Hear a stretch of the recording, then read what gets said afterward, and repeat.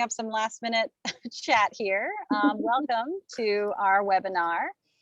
Hopefully you're able to see the slides as well as the chat. We have a wonderful panel here for you today. I'm very excited about this focus on anti-racist leadership and the idea of translating tools and strategies into actions. So be sure your sound is on. You are automatically muted and off video. We do want you to know that this webinar is being recorded. When the webinar begins, you do have the option to send a note in the chat to communicate with us and the technical support. That is Evelyn Contreras. She's our senior project coordinator. She's labeled as Rides Tech Support. So if you are having any difficulties, please use the direct chat to her and she can help you. And then you can also use the chat to ask any questions of our panel. We will be collecting questions and then we will answer them probably along the way as well as toward the end where we have some Q&A. Just make sure that you're sending your chat. If you want it to go out to the entire group, send it to all panelists and attendees. If you just send it to the panelists, that means we see it, but the rest of the audience does not see it. So the other way you can send your questions is to use the Q&A button, which is at the very bottom of your screen. And that Q&A button will also send us your questions. So thank you for being here today. We are RIDES. RIDES stands for Reimagining Integration, Diverse and Equitable Schools. My name is Candace Bocala. I am the faculty director. Our mission is to disrupt systemic inequality in America's schools by building individual and team capacity to tackle race and racism and supporting the use of improvement tools, practices, and examples to help schools, districts, and charter management organizations promote diversity, equity, and true integration. And by true integration, we distinguish between just having a building that is desegregated, meaning there are students of different racial and ethnic backgrounds in the same space together, with true integration, which really emphasizes the experience of those students. And so we believe that all students should have access to rigorous academic preparation, feel a sense of belonging, create a commitment to dismantling racism and oppression, and have an appreciation of diversity. And so through our work, we emphasize these outcomes, which we call the ABCDs. And we also work at different levels across the educational system, starting always with the classroom and what we call the instructional core, the idea of the interactions between the teachers, the students, and the content, and then going outward from there and making sure that we also intervene and act upon the culture in the school. We build leadership, we strengthen systems and structures, and we reach out to families and communities. And so today's webinar, I'm very excited about because it really brings all of these spheres together in terms of ways that we can act from different roles and different positions across this educational system. So I am thrilled to introduce Leslie Jiménez, who will be moderating today's panel, and then Leslie will introduce the rest of our panelists. So Leslie, I know Leslie because she is a RIDES Leadership Fellow and will be graduating this year. She's soon to be Dr. Jiménez, so I am thrilled to be able to say that. She is a proud first-generation Mexican-American from Compton, California. She is an aspiring superintendent and is passionate about learning how to create systemic change that will lead to increased equitable opportunities and outcomes. She's served in several diverse leadership roles in locations such as Compton, Los Angeles, San Jose, and Oakland, California.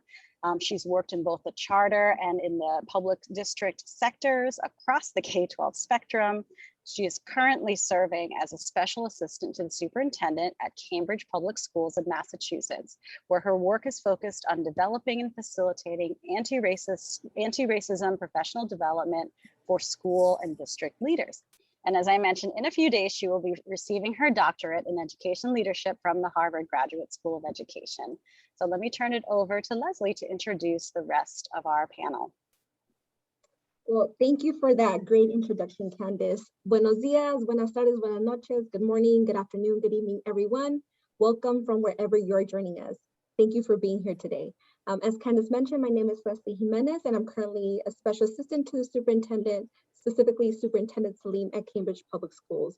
And for this session, I'm going to be saying CPS. In case you hear Cambridge Public Schools or CPS, we're referring to the same thing. And as Candace mentioned, this past year, my work really focused on creating anti-racist leadership professional learning. But it is important to note that this work started long ago here in Cambridge. In fact, for the past several years, CPS has implemented multiple equity and racial equity efforts. And that's why I'm actually really excited to introduce our panelists today, because that's the work that they had been doing and are currently doing. As Candace mentioned, the title of our session is, what does it mean to be an anti-racist leader? And today we have an amazing group of panelists from throughout Cambridge Public Schools, caregivers, teachers, and school and district leaders, many of whom actually serve multiple roles. And they're going to share from their perspective, what does it mean to be an anti-racist leader? They're each going to share some key leadership action steps they're taking and some frameworks, resources, and tools that they are using.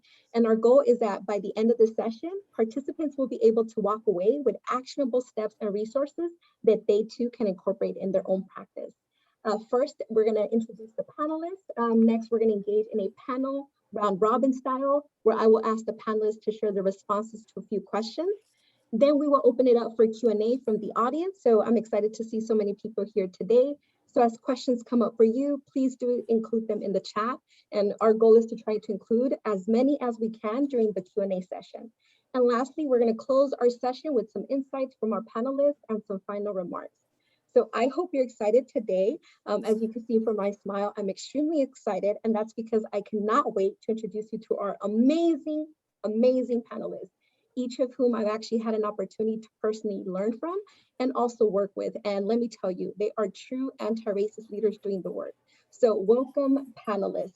I do want to say before we start off that there's one panelist, unfortunately, who was not able to make it, Mirko Chardon. So I do just want to state that we will miss him, but unfortunately, he will be able to share ideally some resources at the end. So again, welcome panelists. And as I call on each of you, if you can please just share your name, your preferred pronouns, and a few sentences about who you are and what you do. Mercedes, can you please start us off? Hi, everybody. My name is Mercedes Soto. My preferred pronouns are she, her, and I am a parent in the district of a sixth grader who has been in the district for 8 years. And this is actually our first year where he's placed out of district. I've also been involved with 2 elementary schools and in doing anti-racist work and leadership work, and was part of the Building Equity Bridges initiative that was funded through Nellie Mae Foundation, and that has also morphed or has kind of taken on a second phase. And one of the things that came out of that work was the Cambridge Families of Color Coalition, of which I'm an organizer and a member. And then I also, my day job is that I work for the Agenda for Children Out of School Time initiative, which is it's an initiative that has both co-directors, one in the district and then one in the Department of Human Services program. And I'm the impact evaluation advisor. And our focus is on ensuring that all young people in Cambridge have access to high quality out of school time opportunities. Thank you for the amazing introduction, Mercedes. Giselle? Hi, everybody. My name is Gisel Saillant. I go by she, hers pronouns, and I am a 6th grade teacher at Rindge Avenue, Upper Campus.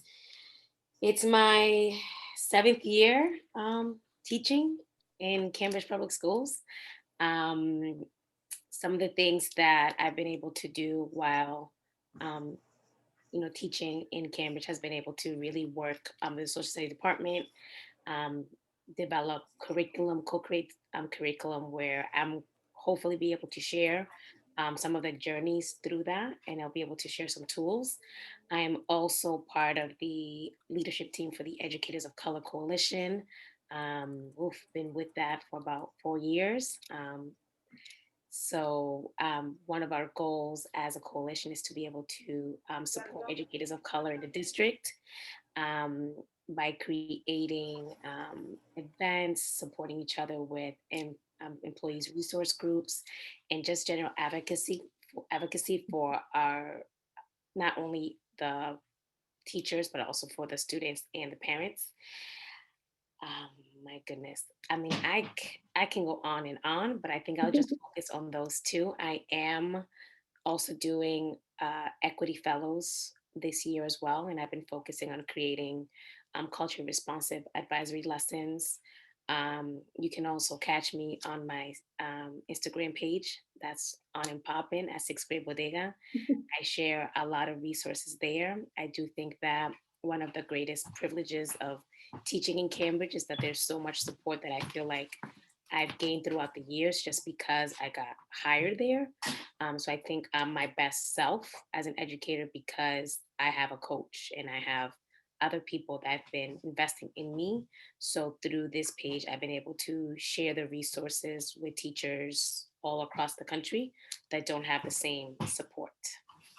So thank you for having me. Thank you for that, Giselle. Manuel? Good afternoon, everybody, and thank you for having me.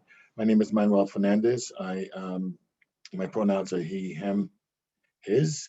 I am in my 9th year as the founding head of school of the Cambridge Street Upper School, which I'd have to, I guess, underscore what Giselle said about being in Cambridge. I have been an administrator for many years in many institutions, and this is the most rewarding experience I have had, to be able to not only try to model anti-racist leadership, but also be able to have on a regular basis conversations about race and culture and its impact on teaching and learning with the members of our faculty. We do that every week, and it has had a tremendous impact on the evolution of our school. I think we stand out amongst other schools across the state as a school that really values diversity, values inclusion, and works very hard to affirm every child that comes before us. I'm African American and Cape Verdean, and I was thinking one other thing. I think that's it for now, except for I look forward to this conversation. Thank you. I'm also so excited for our conversation. And last but not least, Jenny. Hi, everybody. I'm Jenny Chung. This is my 14th year in Cambridge Public Schools. This year I serve as the acting curriculum coordinator for the history department, which is just a 1-year gig. So usually I'm the district instructional coach. Before that was a social studies teacher. So Giselle and I know each other really well. Also part of the Educators of Color leadership team. And this year I'm also proud to say that I'm a new parent in the district, so also got to know Mercedes. So it's so nice to have all the crossovers with everybody on this panel. Lots of different ventures, putting on different hats at different times. So excited. Thanks for having me. Well, thank you all to all the panelists for those amazing introductions. Now, I do want to note that although I know each and every one of you, each time I meet with you, I'm like blown away by everything that you're doing. I mean, even like Giselle was like, I'm doing this, Manuel as well, Mercedes and Jenny. Again, I'm always blown away by everything that you're all doing. And so just want to say thank you for all that amazing work that you're doing and for just always inspiring me. And I hope you guys don't mind that we actually just jump right into the questions for an amazing conversation. Now, although I will be calling on, individual people, please feel free to add on, reply to one another if it so moves you. So I'm going to ask a series of questions, just 3, but please feel free to take 2 to 3 minutes to respond to these questions. Now, the first question is really focused on you and how you define this work. Jenny, if you could please start us off with, what does it mean to be an anti-racist leader? Okay, I think being an anti-racist leader means drawing on the expertise of the people around me. So it's balancing how do I uplift that expertise as well as building expertise. So I think a lot about capacity, conviction, and consistency. So as a district leader, especially this year in the pandemic, how do we create spaces where there's communities of practice for educators to come together, to share, to talk about what's happening? How do we center the most marginalized students' experience and talk about how we're supporting them?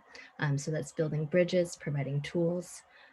As an educator, I think when I think about being an anti-racist leader, I think about how do we send high expectations messages all the time that this is important, you can do it, and I will not give up on you, even if you give up on yourself? And how do we communicate those messages all the time to all students? And how do we support teachers to do that? And then as a parent, I think about how do I ensure that my child doesn't have internalized superiority and builds empathy. So I think about all of those things when I think about what it means to be an anti-racist leader. Thank you for providing that multifaceted response and like all the different roles that you have. Manuel, would you like to go next? What does it mean to be an anti-racist leader to you? It means getting out of your comfort zone. It means understanding that each of us has been raised in a culture that is maybe special to us, but doesn't always reflect all of the young people and colleagues that we work with. I look back at my own educational experience. I never looked like the teachers that I saw. I never saw my culture and myself reflected in anything that we did in school, unless they want to talk about the enslavement of Africans, and then every kid would turn around and look at me. And every teacher would say, so what is your view as a Black person? But they didn't really care about my view as much as they just cared to maybe highlight me for their own benefit. It was never affirmed, it was never respected, it was never sustained. And so for me, to be an anti-racist leader is to understand that I come with limitations about what I know about the children I serve. And it's my responsibility to open my ears and open my eyes and give space for conversations with those students and staff and families about their own cultures. We bring our culture with us everywhere we go. Even when we are forced to suppress it, we are bringing our culture with us. Children do that every day. And if a child walks into the school and doesn't see themselves reflected in the school, then they're not going to connect. And if they can't connect to the teaching that's going on in the building, they cannot learn. And if they can't learn, they become problematic. And if they become problematic, then they become those kids that we don't want to have in our school, or those kids that we're going to isolate and ostracize. So for me, it's a constant intentional act on my part to understand who are the children I am serving? Who are the staff members that I am working with? Who are the families that I need to engage with?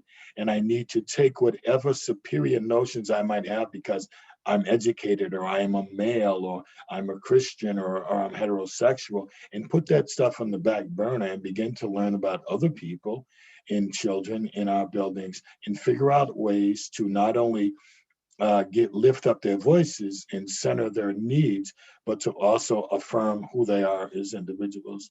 That's what it means to me to be an anti-racist leader.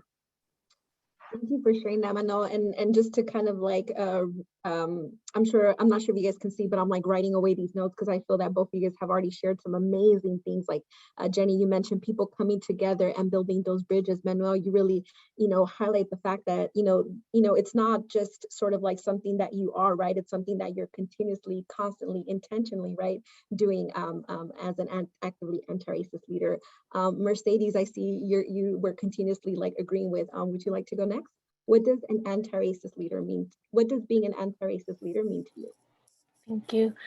Definitely a lot of what Jenny and Manuel said resonated with me. And I think that like when I think about my own personal journey, it is about that self-awareness. And again, like having that appreciation for your own family history and background, also in the context of the US and understanding the US history that is racist from day one, and that that recognizing the anti-Blackness and the bias that is just, it's in the water, right? It's in the air. Like we're not, I remember one conversation of like this, right, going from, I think when I did teach early on, and it was this recognition that we're all inherently racist because we're raised in a racist society. And so that you have to work to be anti-racist, that this is active work that we have to do, and it's lifelong work that we have to do.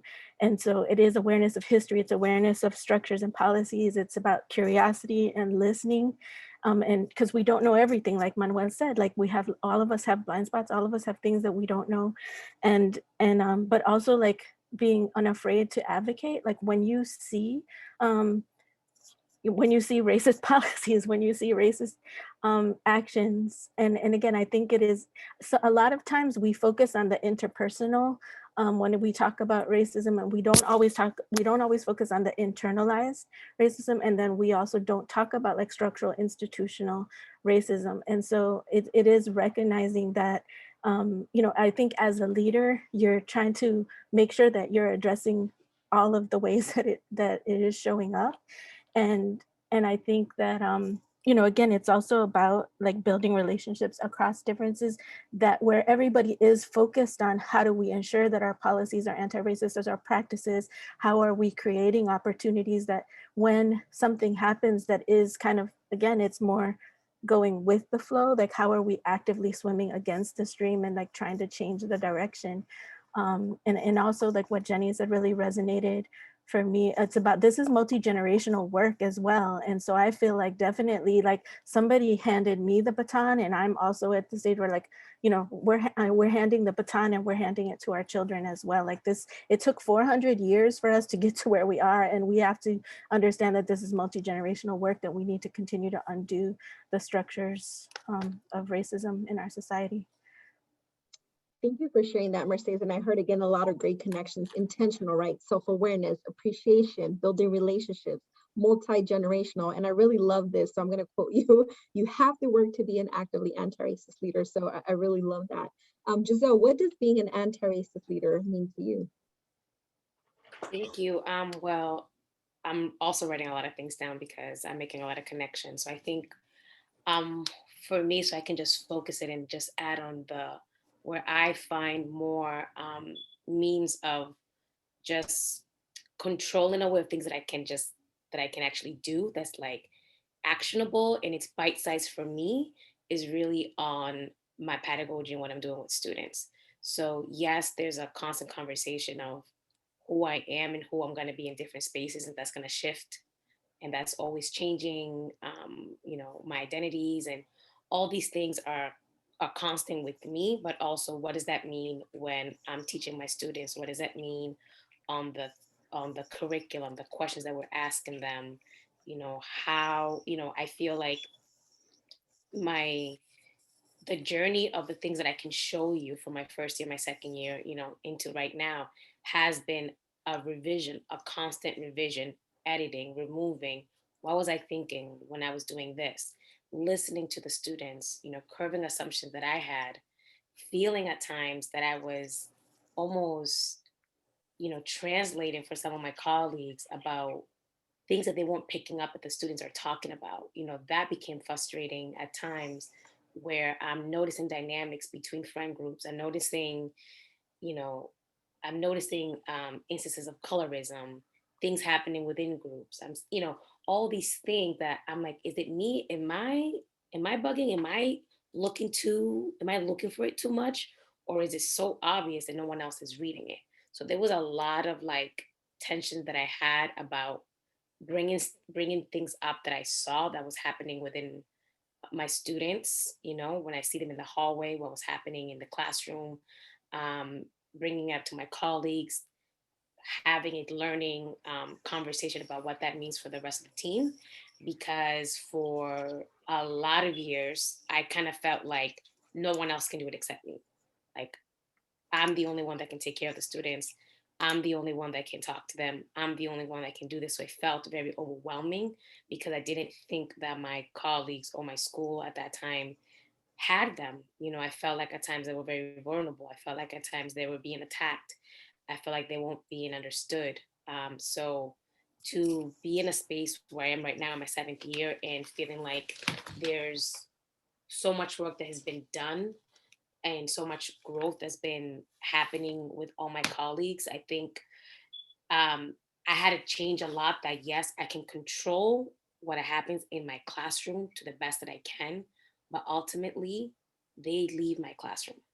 And whatever I think I'm doing, whatever it is that I think it's great, or whatever I'm trying, won't matter because as soon as they leave the classroom, they're going in the hallways, they go to 7th grade, they go to 8th grade, and I can't control that. And I think that that's where it's been, when I think about being an anti-racist leader, I had to change my perspective that yes, there's a lot that I can kind of really practice in the classroom, but it can't just stay in the classroom what I'm doing, because it has to be something that the kids, whatever space they go to in the school, they're going to be able to be supported and be able to find teachers that are going to be able to engage in conversations about who they are and what that means.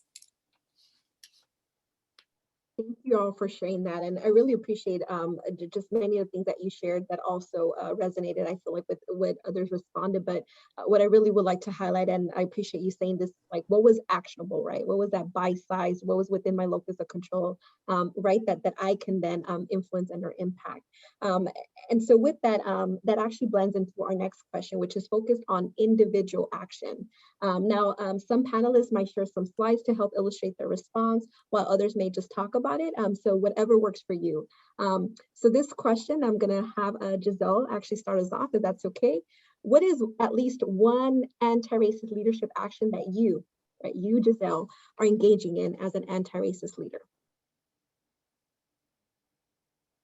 One, okay. I will say the work that I've done with the literacy coach in my school, really trying to rethink and revamp the understanding race unit. The social studies department, I think I'm delighted in that. I'm like, Jenny, I'm trying to give y'all some props. I know you're doing this. I feel really good because in the social studies department, we co-create this curriculum, we have our questions, but we're giving a lot of autonomy on how we execute, these questions, these big questions. So it allows the opportunity for all the educators to be able to kind of, bring themselves in, right? So I'm able to bring in my perspective, what I'm thinking, and then we're able to share that as a department. I do think that one of the units that I never learned about this in school was early human species. Like, I had no idea. All I knew was Neanderthals. Like, that's just in my background knowledge. So I had to that was a big learning curve.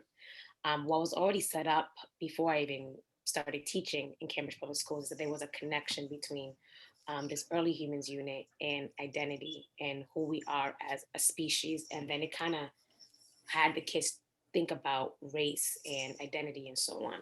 So that has been my focus for the last 6 years, is really thinking deeply about that connection and make it make sense in my head. Like, what am I really doing here?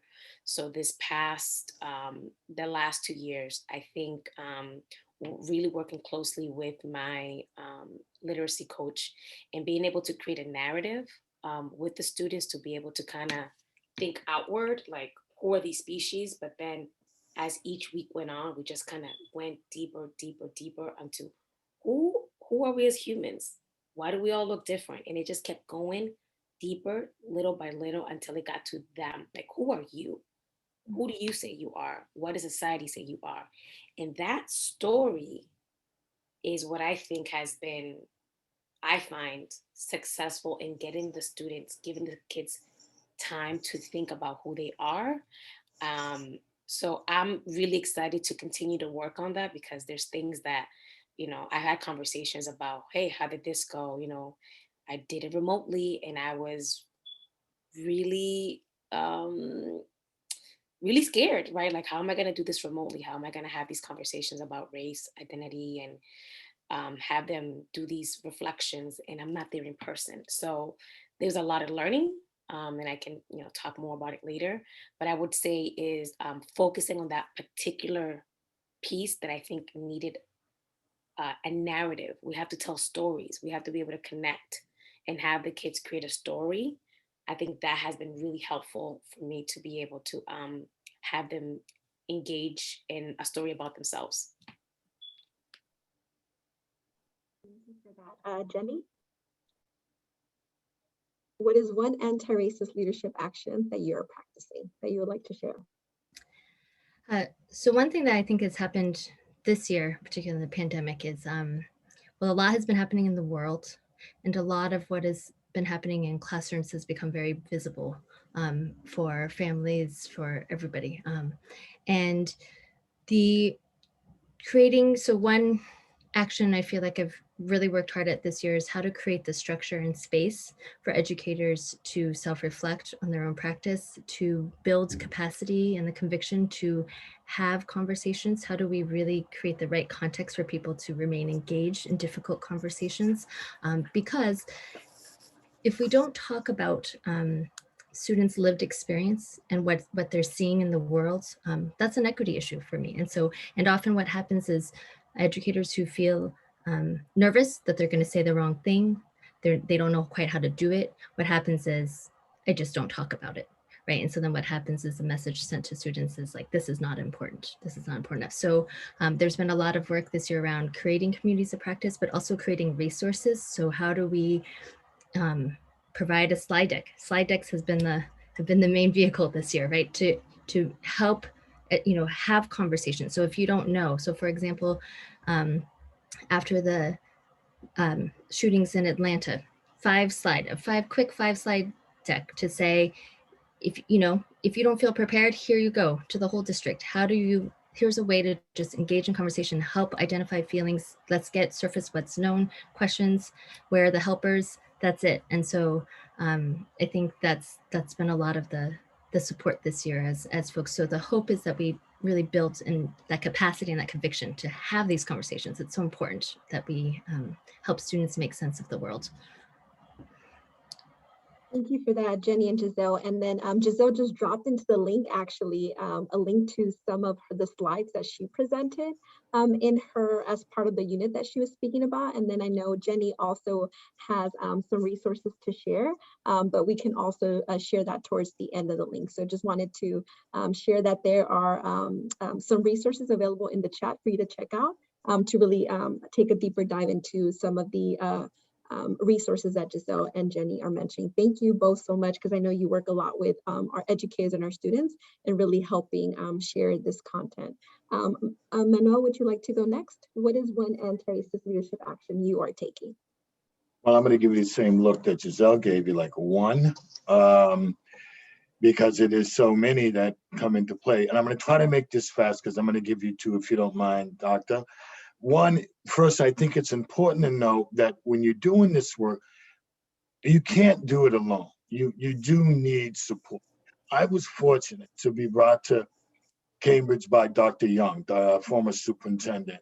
And we talked about the things I wanted to do around anti-racism. And he said, that's why you're here, do your thing. And then Dr. Saillant has supported us and moved us forward on equity, just drilling down throughout the community in ways that made it possible for me and others in leadership. And I don't mean just building leadership, but teacher leaders to do their best work and also make their best mistakes and go back and do it again and work together again. For 20 years, I've been a school principal. And one question I've always asked every staff member, every employee who came before me as a applicant who came before me as a potential employee, how has race and culture affected your life? And how will that inform your work with my students? And I emphasize my students. And I used to sneak that in when I was in other districts. Here, it wasn't even an issue. It was a part of what everyone knew that we would be asking. And it let folks know very quickly, if you're coming to this group, you're going to talk about this. You're going to confront this.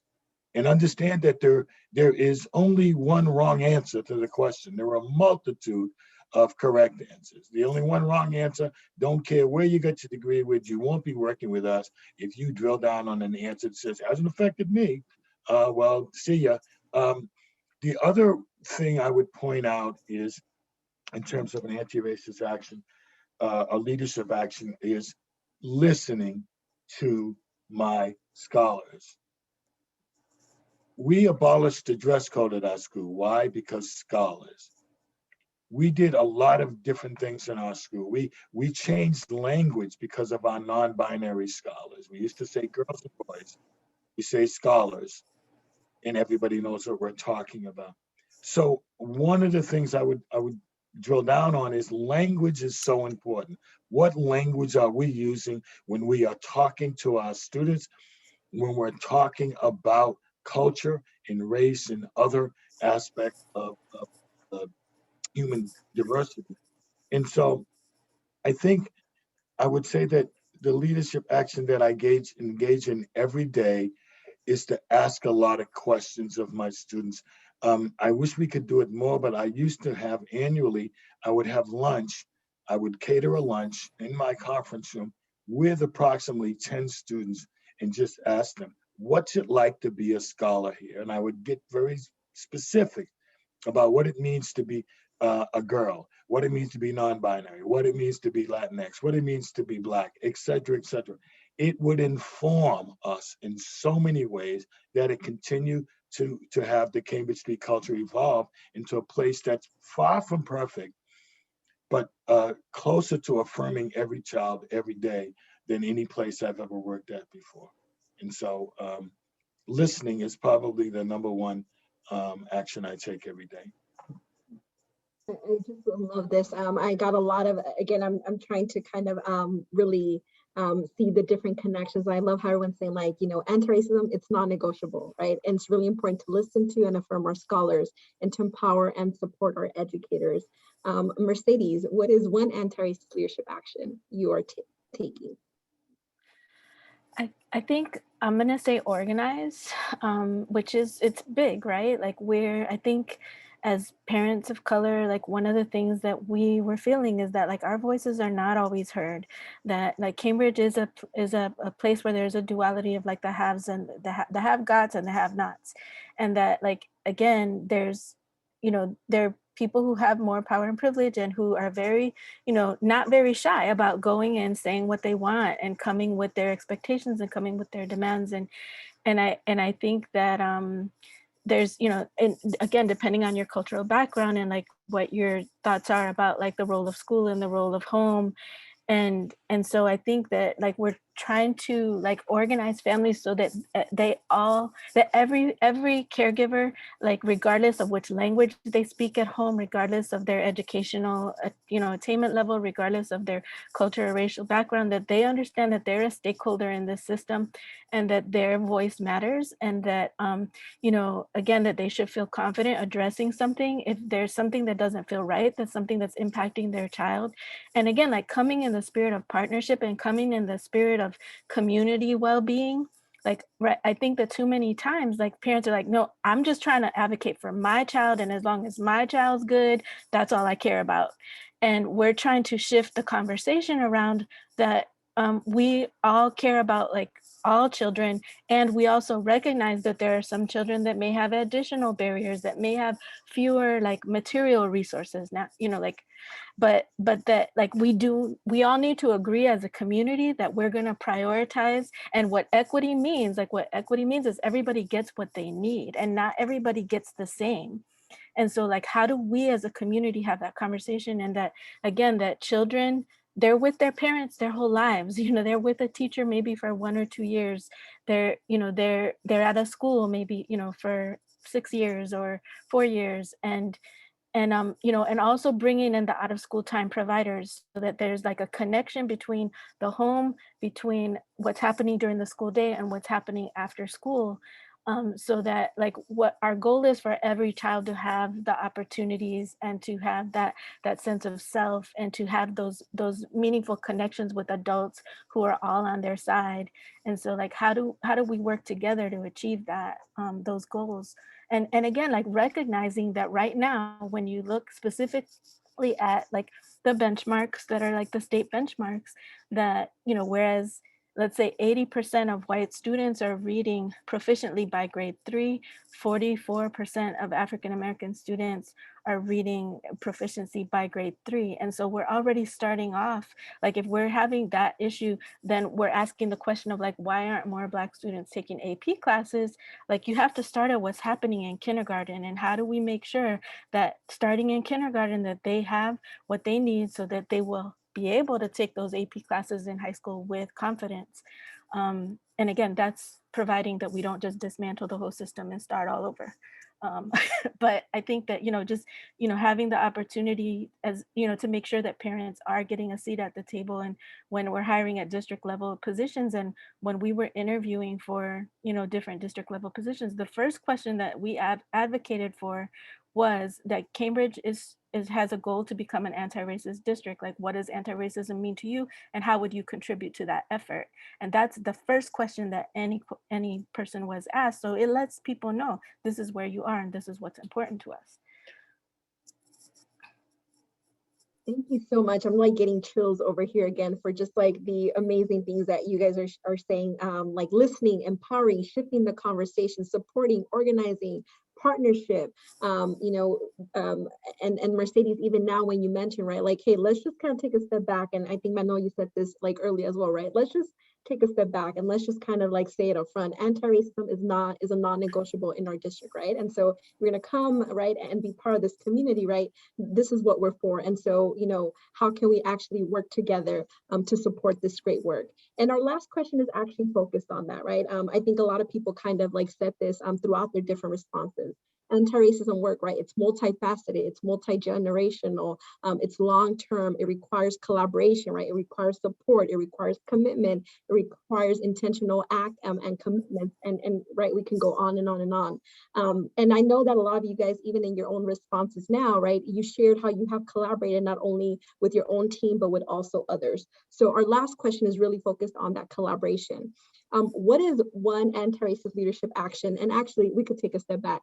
What are two anti-racist leadership actions you and your team are doing, including or especially in collaboration with other stakeholder groups? And then for this one, Mercedes, would you like to start us off? I think again, one, I also should have said like that one of the things that came out of building equity bridges was those barriers to equity that we've identified in our district. And definitely one of those was supporting the hiring and retention of teachers of color. And that's something that I think is very important to, especially parents of color, is that we want our children to be taught by people who look like them or bring a similar like understanding. And so that's definitely, like one of the, I don't always feel that like parents' interests and teachers' interests are always fully aligned, but like the areas where we are aligned, we need to definitely like figure out like how do we work together to support one another. And again, I also feel really, really blessed or really fortunate to be on a team that is the Agenda for Children Out of School Time team. And so we have colleagues that work within the district and then colleagues that work on the Department of Human Services side. And we also work really closely with nonprofit service providers as well. And we do a lot of professional development around like helping youth workers to develop cultural competency as a practice.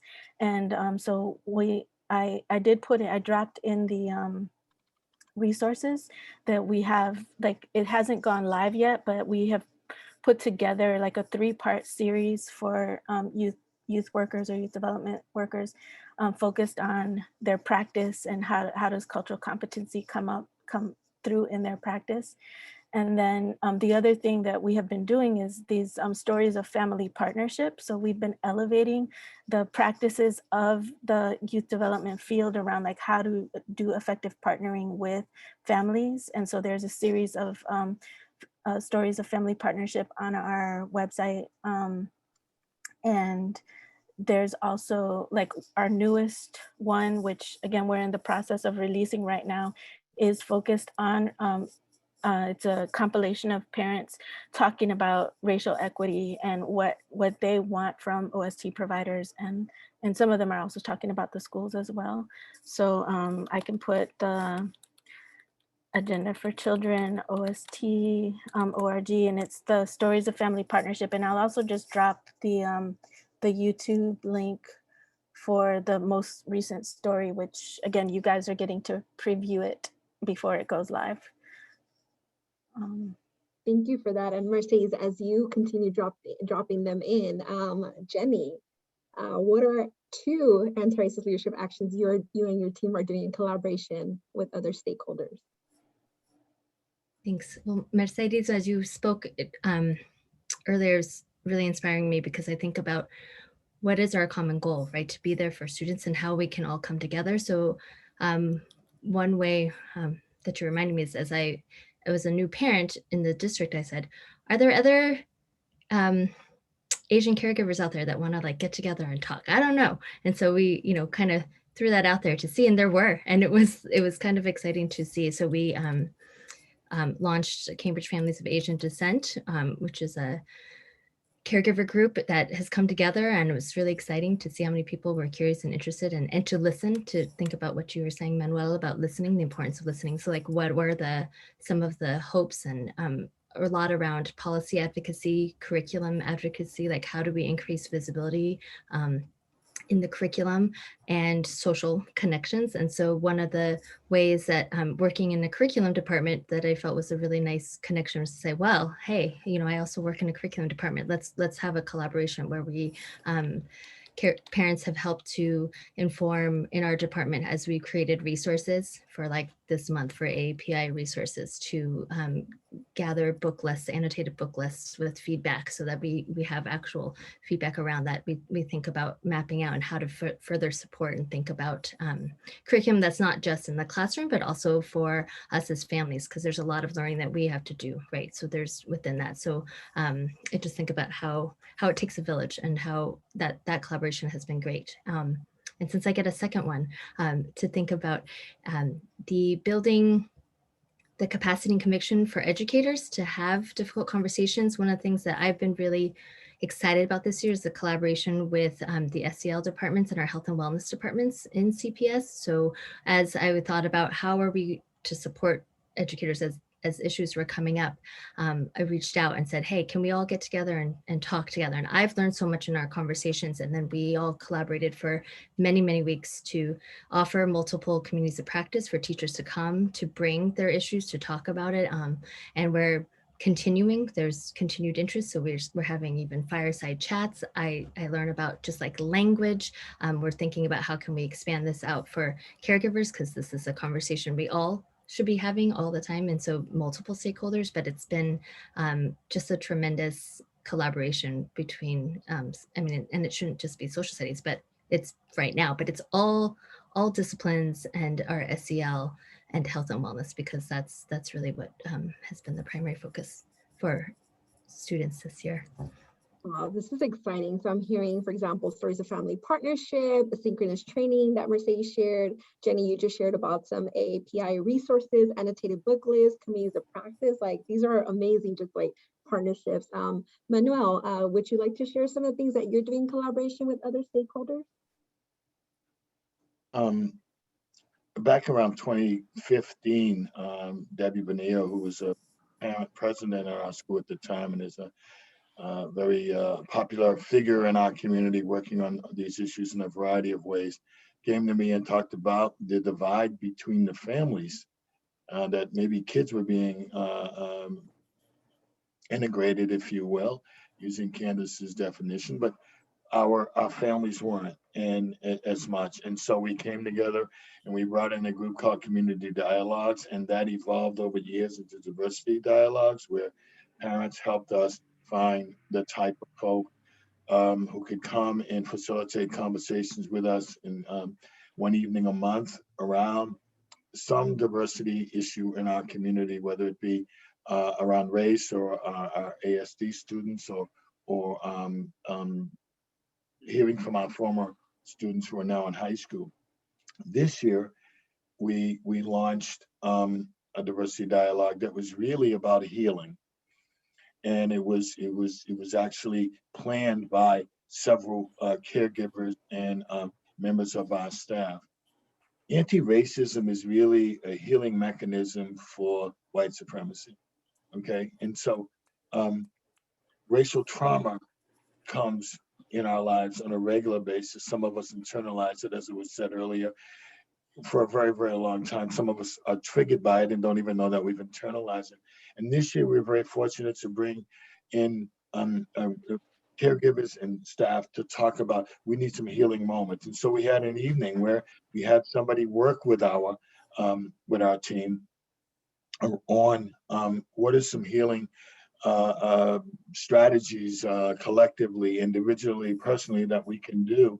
And it was done, I should say, it was created and evolved from this partnership with the family. So the families inform our thinking a lot in terms of the types of things we should be presenting to them on a regular basis to help bring our community closer together. As some people know, Dr. Salim has asked me to serve as the interim chief equity officer next year. And so Leslie knows this. We've been working on a summit for high school students to tell us what would it mean to walk in equity every day in any school in this district. I think I know. I've been doing this for a while, but I also know that I don't know. That my children remind me on a regular basis, and by my children, I mean my own children, as well as the scholars that I serve. And so we're going to bring together, and we're collaborating right now with some of the high school scholars, as well as some of their advisors, to hold a summit this summer, where the scholars will inform our thinking about what the Office of Equity, Inclusion, and Belonging should be doing on behalf of young people. So it's a monumental task. I'm really excited about it. We've already begun working on it, and I can't wait to see it happen. Thank you for that. And then Giselle. Thank you. Okay, so I'm like writing things down.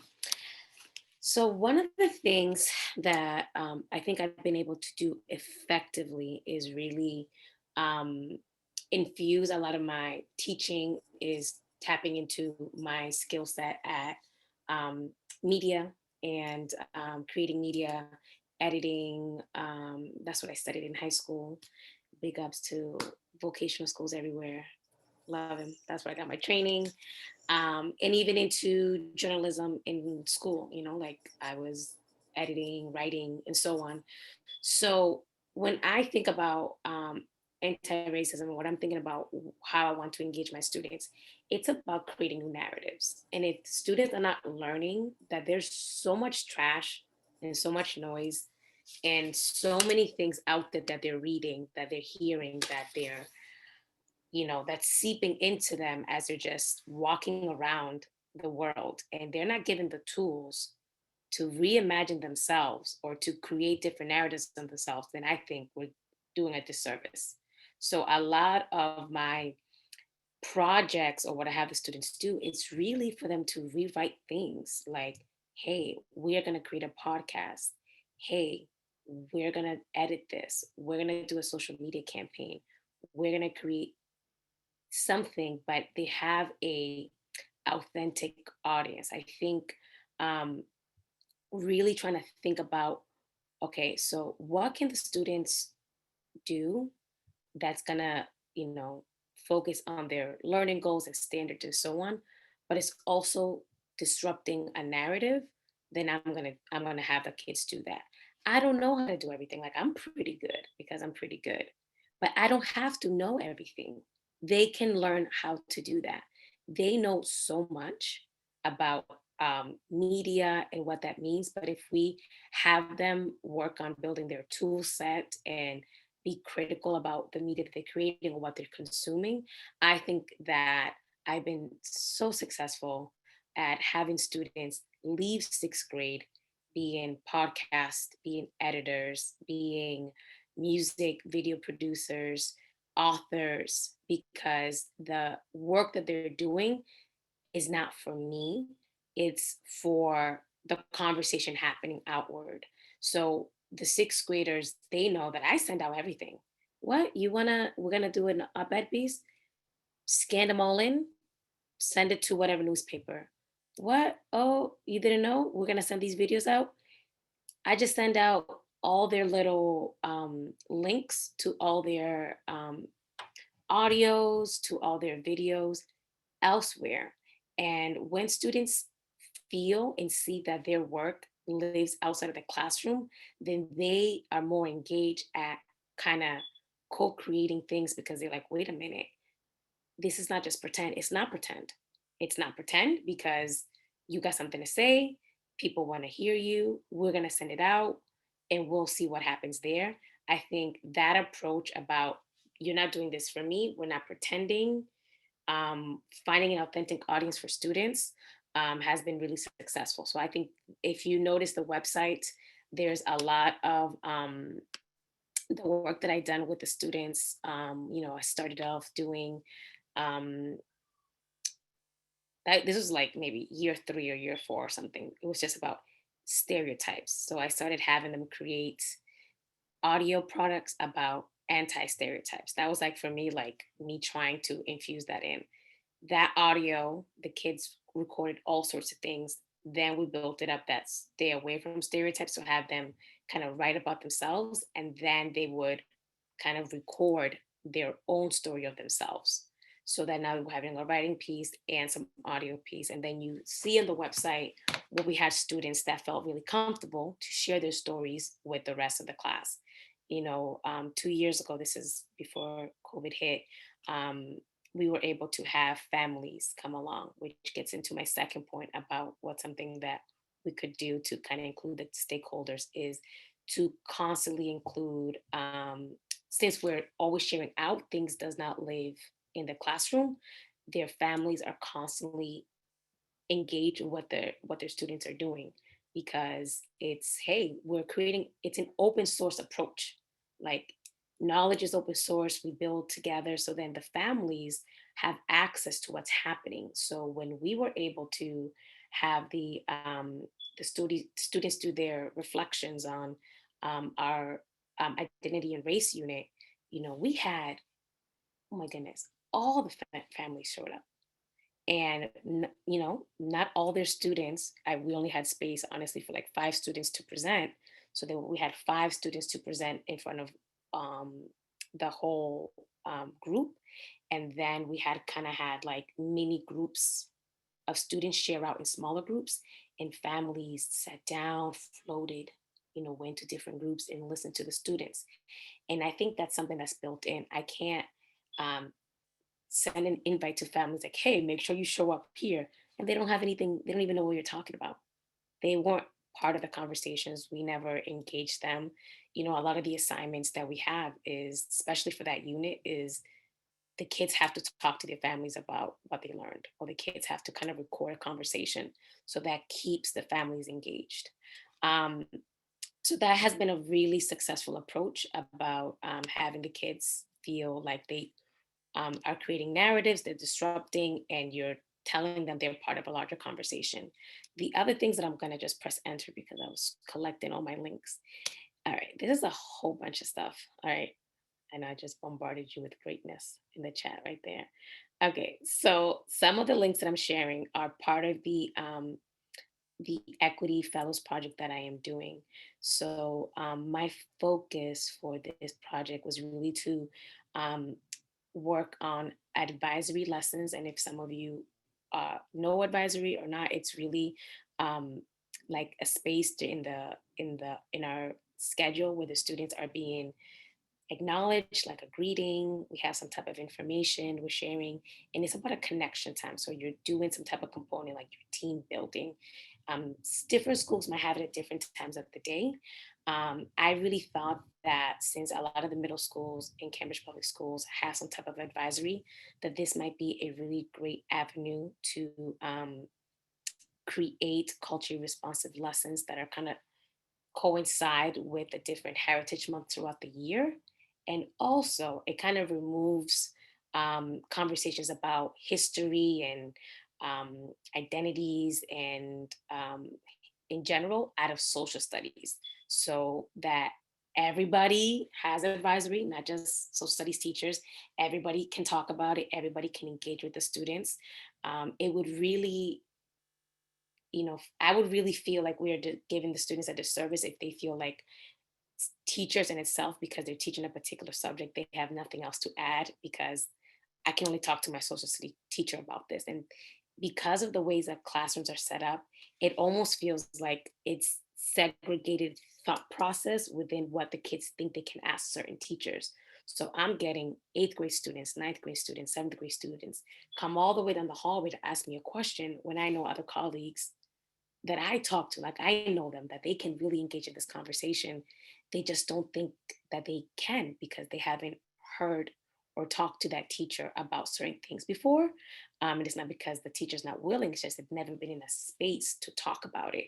So some of the resources that you notice here are really focused on utilizing the advisory space to allow students to kind of see their educators talk about things that they probably only thought could happen in one space. That's that. Thank you for that. And yes, please do, participants, as you're looking at the chat, there are many amazing resources that are being dropped by our amazing panelists here. And one of the things I really want to just highlight about this, especially this last question, is that every person on this panel really highlighted the importance of uplifting the voices, especially of our students. So Mercedes through her training, Jenny through the AAPI resources, Manuel through the Scholar Leadership Summit, Giselle like through your units. And that's just one thing that I just was really happy to hear. And I think it just speaks volume to the amazing work that you're doing, that our work is really right about our students, that it really should be student centered. Now there were many different questions that were coming through the Q&A and then also through the chat. So there's a mixture of very specific questions to specific individuals and then just general questions. So I'm going to do first a very specific question. And this is for Jenny. Jenny, can you share more about how you help motivate faculty and staff to develop the second C, conviction?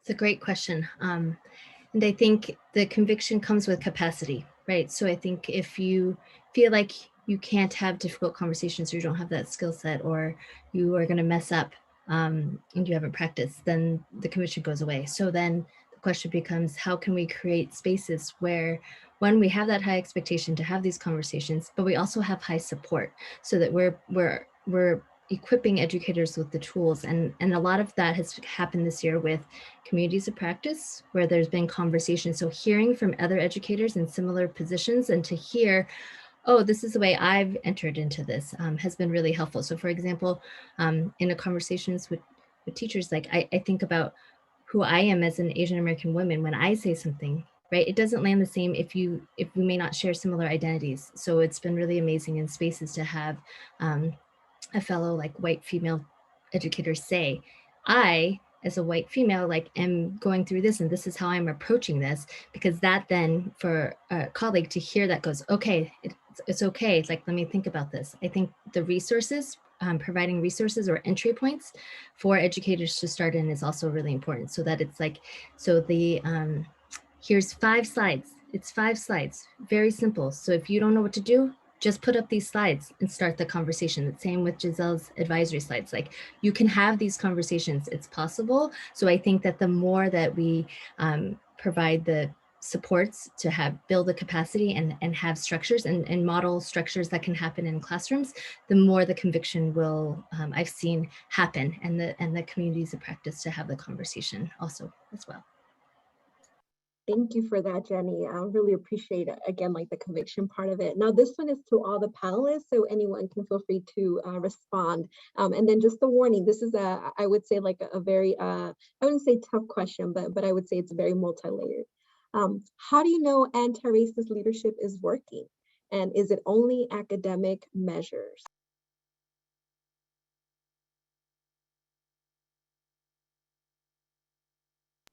How do you know anti-racist leadership is working, and is it only academic measures? I mean, I can try to take a stab at that. And I would say, no, it's not only academic measures. A lot of it is about like school climate.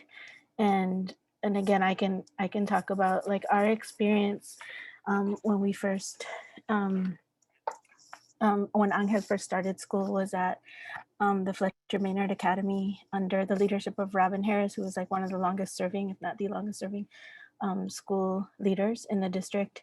And again, like when I walked into this school, like I felt like it was a very, there was no question to me that she was an anti-racist leader, that she had very high standards for her staff, that she was not afraid to like engage with all stakeholders. And again, similar to like what the work that Mr. Fernandez talked about around like the courageous conversations.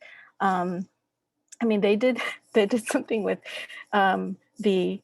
they replicated the doll study. And my I can't remember if my kid was a kindergartner or first grader, and I signed a a consent form, and then like kind of came to find out that, oh, that was what that was for. And then I was like, oh my God, I wonder what my child said. And so like I'm quizzing Angel, did you have a conversation with Mr. Uche or with Miss Robin about, did they show you two baby dolls? And he was like, yeah. And I was like, so what what were tell me, what were the baby dolls like, and what did they ask you? And then and one of the questions he remembered is like, they asked like which doll was smarter, and I was like, oh well, what did you say? And he's like, I said, you can't tell from looking at them.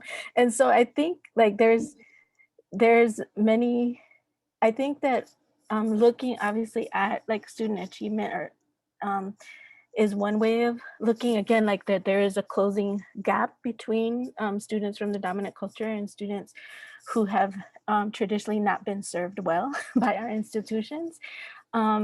But I think it's the level and the quality of the conversations that are happening. And again, when we first started having the courageous conversations, it was teachers, parents, administrators, community members. And again, there was this initial nervousness around like, am I going to say the wrong thing? Or that like some people have more capacity and more experience talking about race than others. And again, I think the other measure is that these are continuous multi-year conversations that are happening. So like they've been happening since like 2014. So like 7 years of conversations. And you also see how the conversations that are happening with the parents and the teachers and the administrators, how is that translating into what's happening in the classroom and the curriculum frameworks and the professional development and different like innovations. Like for example, one year they decided to institute like home visits, and so again, but it's all in the interest and the focus of like ensure like when we're having honest conversations about race and equity in education and how it's showing up in our school, and two, we're trying to do things to change the inequity that exists. And so I think it is this, again, it's a multi-year work. It's not like just like we're going to go to a training and we're going to check off some boxes, or like, I think it is about like, how are we changing hiring practice? How are we changing professional development? How are we changing family engagement? Like it's all of those things, and looking at it through a racial equity lens. Thank you for that. Would one other panelist like to share the response to that question? I think it's important to remind ourselves all the time, what is the function of a school? It's about teaching and learning. And many of us have embraced anti-racism because we understand that racism, even if it is unintentional, is what is getting in the way of teaching and learning. So how do we know it works? Well, we know it works when we have teachers talking in the teacher's room and in other PLCs, about children with generosity and with care and with compassion, and thinking about, what did I do today that made things better for all those kids more than I did yesterday? What is the language that youngsters are using in the classroom to describe their experiences with teaching and learning, with their academic skill sets? I don't subscribe to standardized testing as a way of measuring whether or not our children are achieving. Because again, if I'm an anti-racist, I understand that most standardized testing is biased. So to accept it as the norm for how our children are doing is actually just going backwards. I think like many of my colleagues, especially I can speak specifically about Cambridge Street Upper School, they ask questions about what did children learn today and how was I culpable, either for the better or the worse? What can I do differently? How do I ask questions differently? How do I frame my lesson plans differently? So when you have teachers meeting regularly outside of a culturally proficient seminar, talking about what they can do differently to make sure they're meeting the marginalized and the underserved, that's when you know anti-racism is working. And so I'm proud of the people that I work with because they're having those conversations every day, every moment of the day.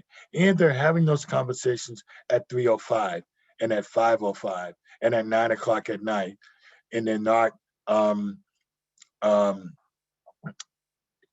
shutting it off, because so many school districts do diversity work from 9 to 5 or 9 to 3, and then people get in their cars and they're the same folks that they were before we started doing this work. That means we haven't made any progress.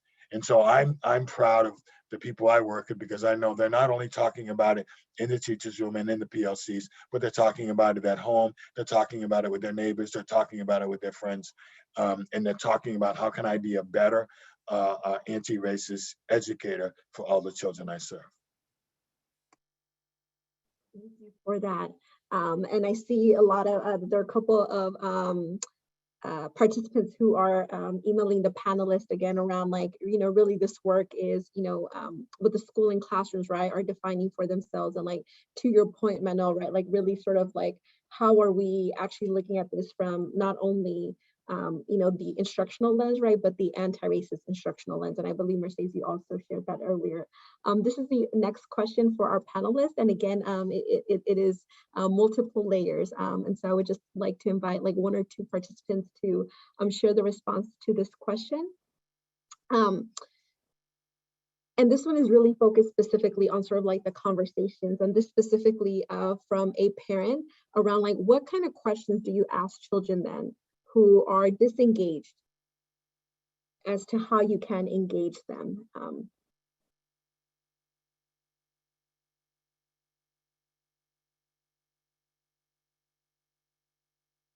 Is that like meaning like what you're asking the students when they're with you in front of you? I believe so. Okay, well, I can just speak about my experience of what I tried. I think some people are adding in the chat about that you have to like shift the mindset, right? In fact, Mercedes talked about that too. And I think and it relates to some of the things all of us have said, or all of us might be thinking, is that if you believe in public education, you have to believe that you teach the public. You can't choose who's in front of you. If you can't have the ability to do that, that's like, for me, if I think about it, if I'm not, I don't know, I'm not a parent, but I'm thinking, if I have a child and I have to ask myself, do I have the capacity to have another one? If not, then maybe I should not engage in that. And I think people need to ask themselves that about public schooling. If you cannot teach or be with kids that are part of our public, like our society, our communities, and you don't think you have the capacity to love these children like they were your own family, or your nieces and nephews, or the kids in your neighborhood, then you should not teach. You should not be there. And I think, I don't know, thinking about my experience, coming here from Dominican Republic, super young, going through learning how to speak English, going through all the different classes that I had to go through, feeling really successful once I learned English, because, my dad told me that, everything is possible here and I could be able to do whatever I want.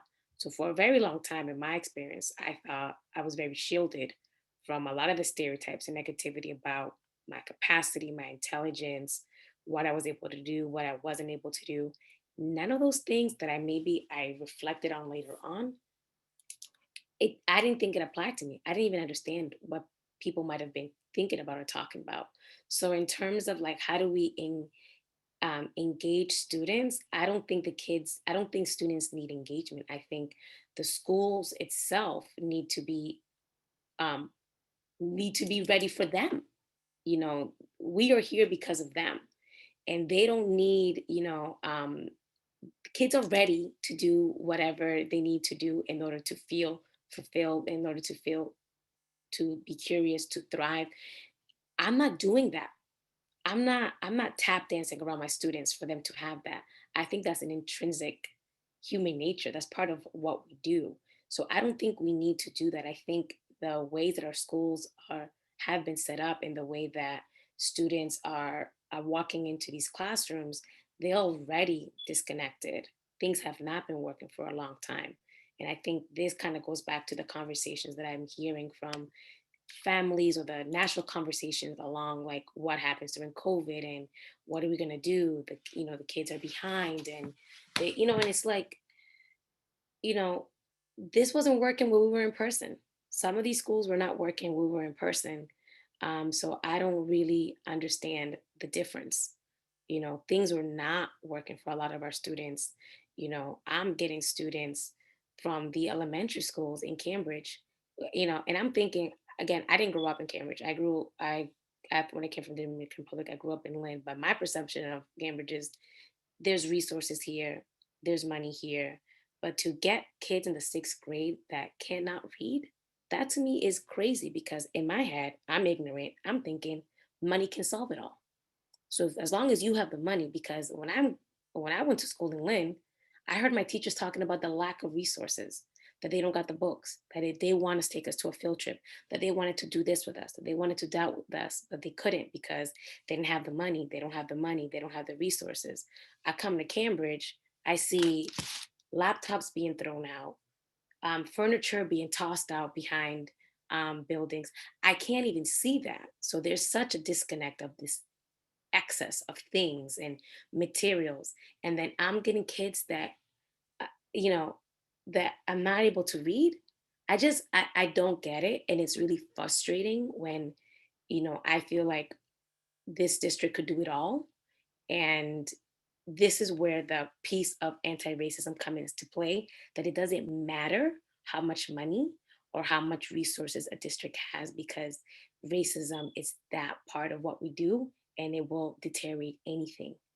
So if it's not being actively um, like we're working on it or trying to, you can't throw money at it, because it's not going to change anything. So, sorry, I kind of derailed everything about the disengagement. I just do think that if educators or school leaders are not passionate about what public schools are there to do, then I think that they should leave, or they should be removed, expelled, whatever other tool has been used for kids when they weren't needed or wanted, because that's what happens still. Thank you for highlighting that, Giselle. And what I really appreciate, and this is me paraphrasing, but I loved how you said the schools, leaders, our educators, we need to be ready for our students. I really love that message. Jenny? Yeah, I was just going to build, I mean, what I heard in this question is around like behaviors that we notice, and if especially for younger children. And I think all behavior is communication. So how do we approach every child from an asset-based mindset? Because if we do that, okay, it doesn't matter what the behavior is in front of us. We are looking for the strengths, and we are truly believing in our hearts that all children can succeed and have the capability. So it's conviction, right? It's the conviction that I can, and all students can, right? We need to do what we need to do. And so I also think when we look to our youth to tell us, right? So the youth, if they're communicating, they're disengaged, that is a strong message. And then what are we doing? How are we listening? And then to speak to the previous question around like, how do we know anti-racist efforts are successful? I look to the youth again. So like we have just been recently having students from the high school, a coalition from the BSU, Latinx, and the Asian clubs who said, hey, we want to talk about anti-Asian sentiment. So they gathered and they had a forum, the high school. Great. And then they said, then word got around. They're now taking this to professional development for teachers. The students are leading this. That, to me, that's anti-racist leadership in action right there. When the youth start feeling efficacious enough that they are like, we can lead this and we're going to come through this together, that melts my heart. Thank you once again, Jenny, for again just really highlighting, right, that like we know when we're doing it right, when like our students, right, feel empowered and they feel loved and affirmed. I believe, Giselle, that was also part of like what you're mentioning. I think Manuel and also Mercedes mentioned earlier, right? It's when they feel affirmed, empowered, loved, all those amazing things. Now, I wish we could continue answering like all the questions from our Q&A that are coming in, but to kind of close out for this last few minutes that we have together, I really just want to kind of close out with an opportunity with one of the final questions that was asked. So nationally, we are seeing major resistance, right, to the work that we're doing, specifically focused on anti-racism, equity, anti-Blackness. What is one leadership strategy? So we're going to go back to one. What is one leadership strategy, insight, or tip that you would recommend to combat this? How are you managing that resistance? And I'm going to go ahead and have Manuel, can you start us? Oh, excuse me, Mercedes, can you start us off?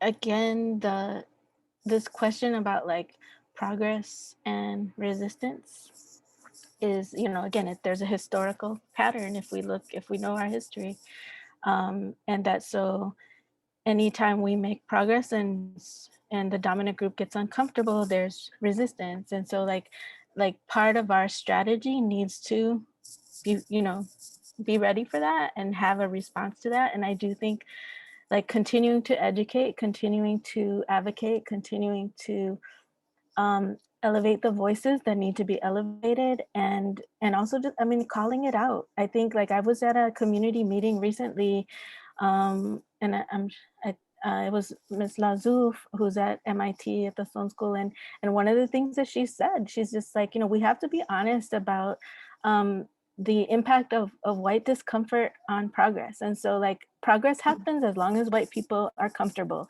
And then when white people start feeling uncomfortable, progress stops. And so, you know, Manuel, I think, said earlier on, it's about, this work is about feeling uncomfortable. And so like, how do we help people be comfortable, feeling uncomfortable, and understand that their discomfort is part of the process, is part of the learning, is part of the growth, and that we need them to continue to feel discomfort in order for things to change. And so I think that that's, you know, how do we scaffold and support and help people understand that. I think that, you know, BIPOC people are tired of feeling uncomfortable. And I definitely feel like there's a different sense right now that like sometimes, you know, maybe in past eras in history, like people were being told, be patient. And again, that like there, you know, there's this back and forth. And I do think that we're, you know, I don't know that we have the answer yet, but I do think it is about like, we need to be prepared for that resistance and continue to push. Thank you for that. Continue to push. Jenny, what is one leadership strategy, insight, or tip to combat the resistance to anti-racism? I completely agree that acknowledging that resistance is part of the process. I mean, so it's not a shocking thing when resistance happens. I mean, even in the example I was giving about 5 slides to just as an easy entry point, there was resistance, right? And the beauty is if you have created spaces and you have your people and you have the community, there's not much to do because the community took care of that in that situation of speaking up, of pushing back. I think one thing great mentor of mine, Dr. Turk, helped me when I stepped into this administrative role. I said, there's so much going on. How do I navigate this? And she said to me, if you have clear vision and conviction, again, it's a different way of conviction. If you know what your vision is and what you're about, then all that's going to go on the side, because there will be resistance. It just happens. But your eyes are on the prize, and you have that clear vision, and that's how you keep going. And you have to keep going. Thank you for that, being very clear about your vision. Giselle, what is one leadership strategy, insight, or tip to combat this resistance? I will say is be more proactive about the ongoing conversations. I'm speaking directly about the students in front of me. I was getting really tired of getting resources after the fact, getting things after the event, after the election. I'm like, why, what did I do with my students to build up to be able to engage with them in conversations about things happening, or how do we learn how to take pauses in the curriculum? Those are things that I didn't know how to do. So to me, it's like allowing space that things are going to shift, but being proactive with my students so that they even know how to do that, like even know how to take a pause from whatever thing we're doing with Hammurabi. I know y'all are really focused on that, but we have to pause and have a moment for that. I didn't know how to do that, and I felt like because it wasn't constant, because it felt reactive, it felt inauthentic, it felt fake, and the kids feel it. So they don't engage because as soon as we're done with that piece of the conversation, they know we're going to move on. And I think if we're not going to do it right, then just leave it alone, because we're not doing anything to it. It doesn't feel authentic. So I would say that the strategy would be that the resistance that we're doing has to be ongoing with the students in the forefront on what they are engaging with, the books that we're reading, the questions that they're asking, just everything in general has to be built up so that when moments like this happen, the students are ready and they're able to navigate that space. Thank you so much for sharing that. And I know we only have a few minutes, but Manuel, what is the one leadership strategy, insight, or tip to combat this resistance? Well, to loosely quote Frederick Douglass, power concedes nothing without a struggle.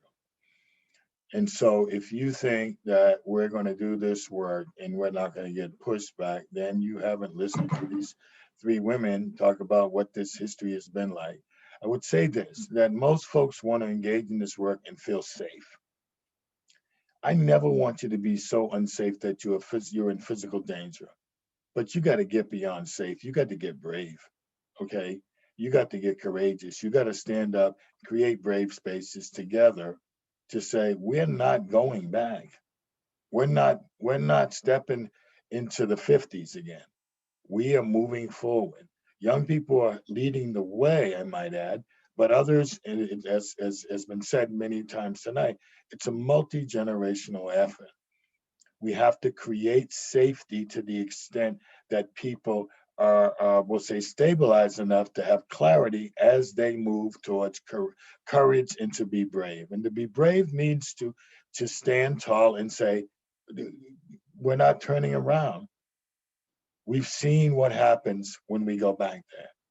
We also see what happens when we are brave. Change happens. And so I don't think I can add anything more to what my colleagues have said. We're in this together. We're in this for the long haul. This isn't just for the children we serve today. This is for the children of tomorrow. And our commitment is strong. I love that. Thank you for that, for those words.